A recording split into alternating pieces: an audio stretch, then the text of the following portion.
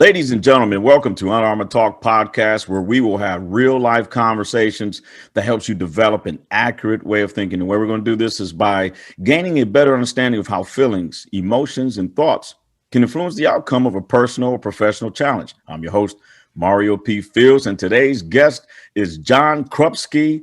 He is the founding director, the Institute for Applied Decisional Science. He's a business owner, keynote speaker, author, facilitator, an executive coach, and he's a global inspirational speaker. John, welcome to Unarmored Talk podcast. I am so happy to be here for all of the reasons you just stated, and especially because you're the guy here. It's a pleasure to be with you. Thank you, John. I still remember the first time we met. I was so inspired because, just that the very thoughtful and accurate conversation you and I had. I said, no matter what happens, I love John, and he'll always be my friend, whether he wants to or not.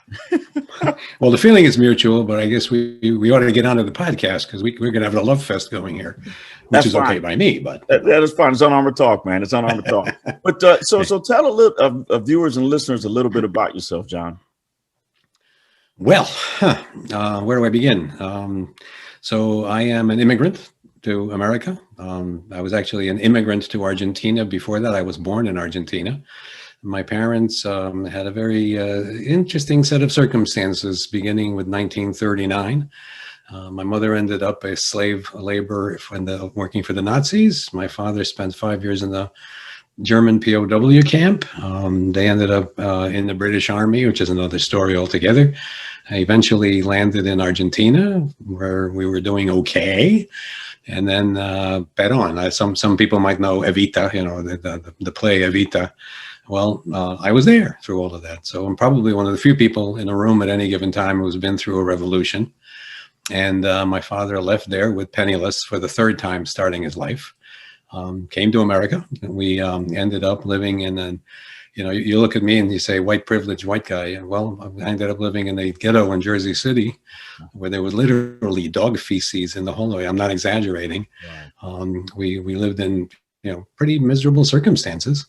Rough neighborhood, rough neighborhood. My mother was mugged more than once, and so I may look like a happy, jolly guy, but my family and before that, my country has suffered through an awful lot and come out on top all the time. There's one thing about Polish people that you need to know. The subject here is going to be resiliency. So it is said that a Pole is born with a sword in one hand and a brick in the other. And if that doesn't tell the whole story of resiliency, then I don't know what does. John, wow. Well, you know what? This is Unarmored Talk. Let's jump right into the topic. Yeah, sure. You mentioned resiliency. Yep. How did that impact your journey, decisions, behaviors? Talk to us about that word and what that means during your journey. Well, the first thing I'm getting a little academic for a moment. So to me, there are three ways that people talk about this thing. They use three different words, right? So one of the words is resilient, which is an adjective. That's just describes someone who it has resiliency, right? I guess maybe. There's resilience, which is essentially it's a thing. It's like a thing. The part that really intrigues me is what I call resiliency. It's an action. It's actually something that needs to be, there's no such thing as passive resiliency. It doesn't happen. It just can't happen, right? So I think that, I'm going to say this first and then get into how it's saved me all along. I'm looking at resiliency. And I'm thinking, what is it? Because I've looked back on all of this stuff. And basically, there are three dimensions of resiliency. The first is an attitude. And an attitude is the key critical thing. Because if you feel you're whooped, you're whooped. It's over. It's as simple as that. Whatever you see will be ultimately. I like that because I know I'm short, but I don't feel I'm short. So no, thanks. Absolutely. Exactly. Well, that's part of it. Is your attitude. Your attitude defines your reality, right? Yeah. One of the things about being Polish is I said Polish was wiped off the face of the earth by its enemies from 1772 to 1918. And then we were up for a few years, and then the Nazis came in, and then the Russians came in. But through all that time, the motto of the country is Poland lives as long as we are alive. Right. And that's an attitude. So no matter how terrible, horrible, demolishing the reality is, if you filter it through the, hey, we're here, we're fine, in spite of what anybody else may see from the outside. So attitude, number one, right? The next thing is attention. You have to pay attention. And by attention, I mean you have to read your circumstances. It's like I believe that animals are prey or predators based on the way they attend to things. Mm-hmm. So prey doesn't really pay much attention to what's going on, right? They're sitting there, grass looks good, the savanna looks big, juicy, right? Because they weren't paying attention, right? Right. You got to pay attention. Now, humans are capable of that, but we get distracted so easily. So, attitude, that sets the piece and basically defines the reality that you're really dealing with. So it's not a threat anymore. Threats get you scared, If you feel scared, if you feel threatened, you feel scared. And I kind of believe that fear is not a productive emotion. It's just not. So you pay attention. You are aware there are threats. You have to do something about that. And then the last step is that you really have to take action. Resiliency doesn't come from thinking about it, doesn't come from talking about it, doesn't come from, knowing about it. You actually have to do something. And I'll give you an example of that.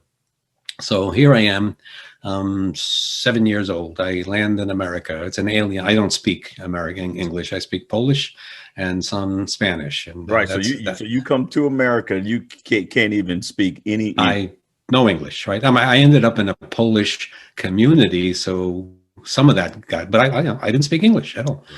And I'm a nice, decent kid. I think you'll agree to that at least.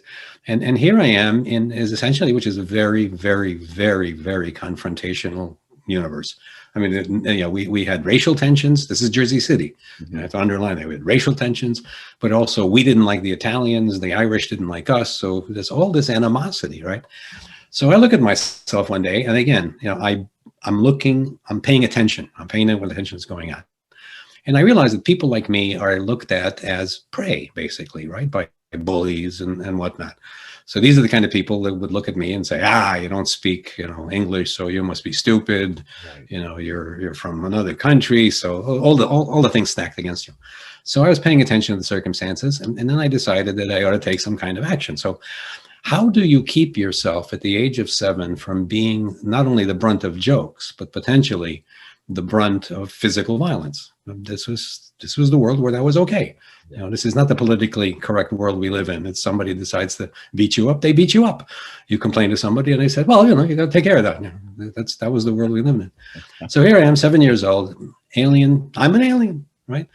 And I came to a conclusion. I looked around, I saw how things were done, and I came to the conclusion that what I really needed to do, the action that I needed to take, was I needed to go to the toughest kid in the school. And I needed to say to him, and I did. I said, I have to fight you. And he looked at me like, what are you talking about? I'll wipe the floor with you. Why would you want? I got nothing against you. I got no gripe, right? Hey, John, I'm saying no. How physically? What was the difference in the physical stature? Oh, this guy was your typical toughest kid in the school. I mean, he was big. He was big. He was strong. He was in fights regularly. I never had a fight. I mean, I never had to fight anybody. Yeah. But I knew it was coming. So he looks at me and says, I got no problem with you. And I said, yeah, I understand that, but we still have to fight. So I'm not there. And he was probably, I don't know, if I was 7, he was probably 12. So he's, older, bigger, stronger, all those things. We need to fight. I said, then I saw something in his eyes. I realized that he suddenly perceived what I was doing. And he got what he was. He says, well, all right, and behind the trestle after school. Okay.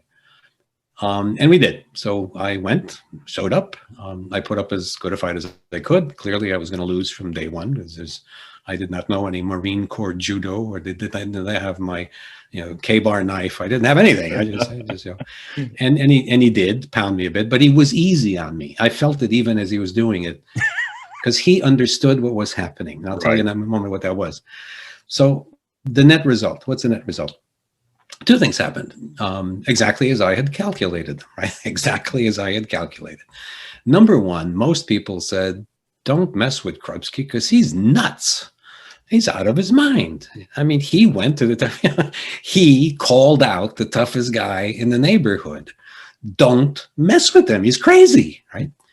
And number two, the guy who I had called out, quote unquote, had put out the word, basically. You screw with Krubski, you screw with me. Because he understood, kind of choke up on it, he understood the courage that I had in taking the action that I took, because I needed not to have another fight. So I just had one. I told you, it's like you take the toughest fight you can possibly pick, tackle that, and after that, everything else is downhill. So by the way, since that time, I have never in my life had another fight with anybody. And I developed this aura. I guess it's probably the best way to call it is an aura. I could go through at 4 o'clock in the morning. I could go in the toughest parts of Jersey City and nobody would bother me. My brother at one point said, it's like you got this protective cone around you. And it's like a death cone, because he said he felt it once. He said, it's not like, I'm not walking around with bravado going, you mess with me, you wish you hadn't. It was just these cold, dark, dead eyes that I eventually affected. And people who really, would have done me harm just kind of took like one of those, that I'll get you. Oh, I don't think I want to go with this guy. I don't think I want to mess with this guy. And so, for most of my life, I'm sorry, I'm going to take that off. No, that's so for most of my life. That's the bully from your school calling. That's the bully. He's calling in. Yeah, how you doing? Yeah, thanks a lot. I really appreciate it. Not beating me up too bad. So, yeah. So the bottom line is, okay, so attitude. My attitude was, okay, I'm going to get really messed up. I'm in an alien place. I am alone because my parents had their hands full with stuff. They're not going to be walking around taking care of me. So that's the attitude was, I'm going to be okay. Now, if I'm going to be okay, what do I need to know? That's the attention part. Pay attention to what's going on. And then finally you take the action, because I could have been sitting there thinking about this for a long time. In the meantime, somebody might have called me out and beat me up, right? So you have to take action ultimately. And that's kind of what's happened to me throughout most of my life. I've been an entrepreneur, being a serial entrepreneur, a multi-serial entrepreneur. And that's really, I get bored. I get bored very easily. So I go into something, I learn it, I get it, I want to move on to the next thing. So I've been into corporate jobs and I've been out of them. So, one of the interesting things about the resiliency thing, think about the little guy taking on the bully in order to figure out how to get through and go to the next level. Right. That's me. And that's a skill that I've developed that I've applied in work, because I don't mind going out and starting. People, especially in the pandemic, people are, what's going to happen? What's going to happen? What's going to happen? Okay, so I look at my Polishness and I'm going to say, in the end, it's going to be fine. Right? If you just hang in, you have to be taking all the steps that we just talked about. And if you do, you will be fine, because as you observed, you've changed the nature of the circumstances. They're not desperate anymore. If you begin to let yourself feel desperate, you will be desperate, and all the energy will go there. Resiliency really comes down to deciding, okay, you have a limited amount of, let's call it power, right? Let's just use the word power for a minute. Right. If you dissipate it, being fearful, being worried, being sick, being all of these things, then you don't have anywhere to do that. And you don't have the power to put it. It's like firepower. There you go. It's like firepower, right? The secret to winning a fight is putting the firepower all in one place, baby, right? All in one place right now. That's the place, because when you knock down that enemy, then you can move on to the next one. But if you're just spraying everybody all the time, nobody's getting hit. And basic principle rifleman, right? And John, quick question. So I mean that I love the concept. The way you laid it out is, it's very easy to follow. Again, this podcast is to help folks develop an accurate way of thinking. And I believe that concept of, hey, attitude first, you could see it. Like I could see it. Attitude, check, Right. Evaluate your attitude, and then go into paying attention of your surroundings. And in the military, we practice that every day. Yeah. We call it situational awareness, but I Right. like that. And then the action portion, you have to step. Did you learn that, or did someone teach you that? How did you develop that thinking concept, if you will? So there's a couple of answers to that question. Okay, The yeah. most fundamental one is I am a student of history. I can honestly say I love history. I get excited by history, and especially if I told you a little bit about my Polish history, right? So if I study Polish history Mm-hmm. and I really understand what that means, right? You're a military man. Poland, the Polish resistance during World War II kept 500,000 German soldiers locked down in Poland. Because every time they moved, somebody threw a grenade. Right. Everything was. We were not afraid of reprisals, and there were plenty. Right? Poles could be shot at will, just like like animals. Right. But we fought them, and so 500. Think about this for a second. There were probably 7 million active German soldiers at any one time during the war. Right, 500,000 were sitting around in Poland. They couldn't be on any front. Right? So, Poland survived because we just. We're going to fight. So anyway, so back to your thing. So by studying history, by understanding what history means, I started to kind of not so much reason this. That wouldn't be right. Right. Yeah. I started getting infected by this. It's kind of like after a while, you see the pattern, right? Like I said, fear is not very productive in a negative, adverse situation. It's just not a good emotion. So people I read in history, people who said, yeah, I know that there's 300,000 of them and 50 of us, Thermopylae, the Greeks, okay, there's 50,000, actually it was 1 million Persians on the other side of the pass. Right.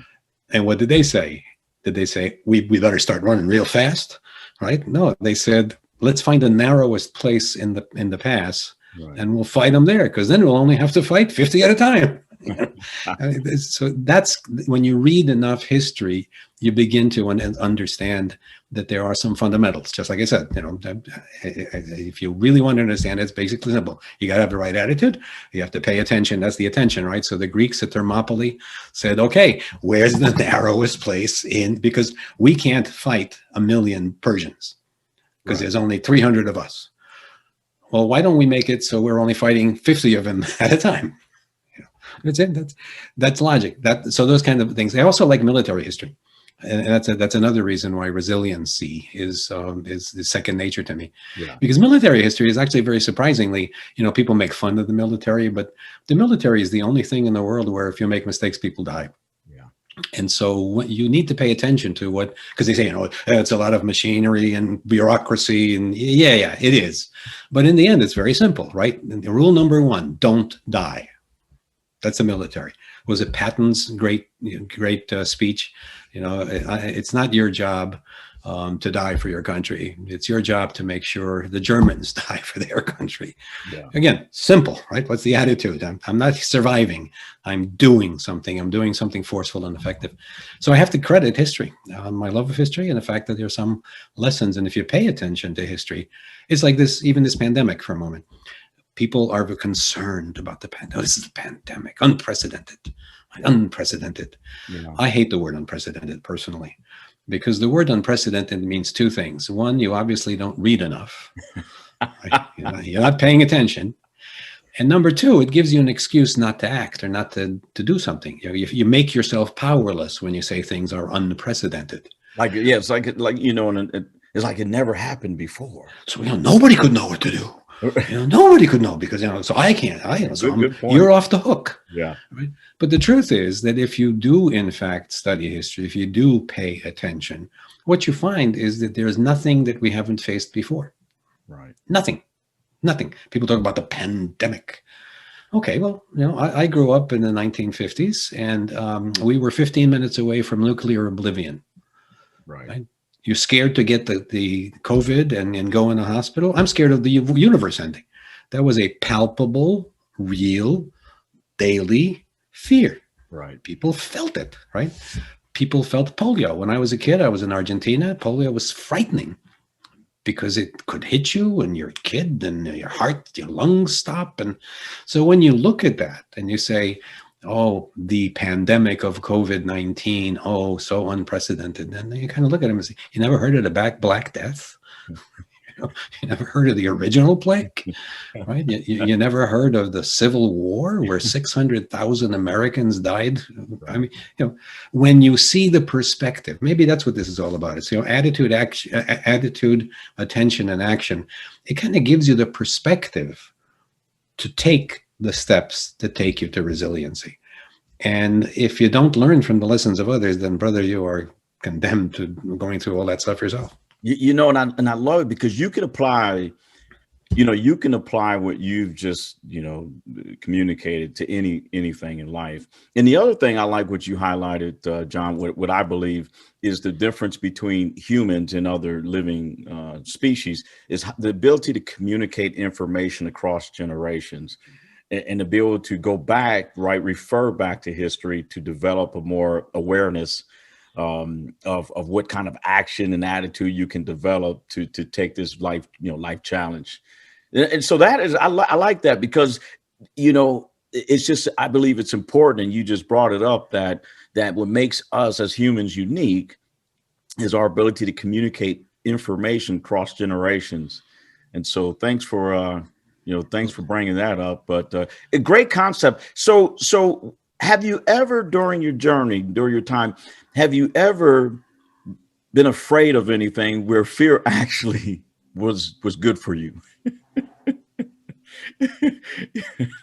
Where you reacted, where you just... No. Well, I guess here's the question is, if I was just talking to my daughter's a biologist, so every so often we have these conversations about neuroscience and whatnot. I can only imagine what they... Yes, well, they're very interesting. But so here's an interesting thing. There is somewhere in your neural pattern a thing called the amygdala, right? The amygdala. And the amygdala is known as a center of emotions and in particular fear, right?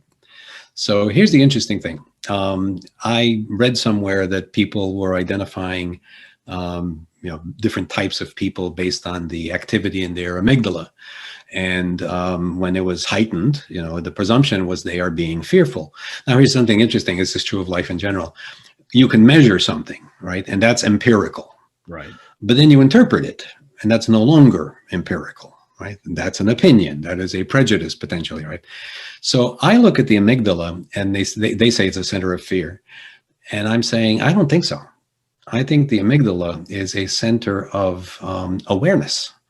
Because if you're out there on the savannah, that's what's going to make you, it's not being afraid is not going to help you, right? Being, okay, there's a threat. Okay, what's interesting about that is that you mentioned that history is something that we pass on from generation to generation. What's even more interesting is there's a concept called epigenetics. Okay, so your DNA is whatever it is, right? So let's I keep going to Poland because it's the best example I have, right? So if we have had hundreds and hundreds and hundreds and hundreds and hundreds of years over many, many, many, many, many generations of threat that we survived, it would seem logical to me that, number one, the DNA of Poles would be of those who survived, right? Natural selection. Right. The weaklings don't, right? The fearful ones don't. The ones who, collapse and can't they die. They are eliminated from the population. So number one, you have a population of people who have the DNA of resiliency already. Epigenetics says basically that outside stresses, your circumstances, can trigger that DNA in different ways. And that, strangely enough, so like if a generation of Polish people survives conflict, that epigenetic impact on their DNA lasts for anywhere between 3 to 5 generations. So it becomes like a genetic thing almost. And, you look at Poles, you're talking about, 5, 6, 7, 800 years of that generation after generation. So if we look at what we need to do, history you can take yourself into on your own, right? So that's your journey. If you choose to take history, you will have that. But some people can learn from the genetics of their families, those who survive, those who are their countries, those who have a natural resiliency. Not everybody does. Not every country does. Not every people's does. So just to build on that, it's not just reading history. It's It's looking at who you are and where you're from and who you're from. And if you take listen, my father, poor guy, had a nice middle-class life in Poland. Along comes the war. He spends 5 years in the German BOW camp. They were going to kill him. On the day his camp was liberated, the SS was coming at the other end of the camp to shoot them all. They survived 5 years every day being told by the Nazis, you will not leave here alive. And they meant it, clearly, right? Direct orders from Himmler 5 days before the end of the war. Shoot all these guys. So he then started another life. That life fell apart, right? Because of a revolution. He ends up in America. He's starting at the bottom of the ladder. He took a factory job. Right. What kept him together? I never heard him complain about anything. So in fact, that's the interesting thing is whenever I feel really bad for myself, I look at my parents. My mother was basically going to be a sex slave. She was going to be carrying babies for blonde, blue-eyed German Nazis because she was a blonde, blue-eyed Pole. Right. So that was going to be her fate. She was one of the happiest people I ever met. Well, my mom was kind of flaky, but that's another story altogether. But, that's resiliency, right? So something happens to me, no matter how bad it is. Does it compare to 5 years in the POW camp under daily threat of death, right? So all of us have something in our backgrounds, in our families, something that we're aware of, whatever it is. If we tap into that, and if God forbid, if we layer on the intellectual pursuit of history, then we become incredibly more capacitous of resiliency.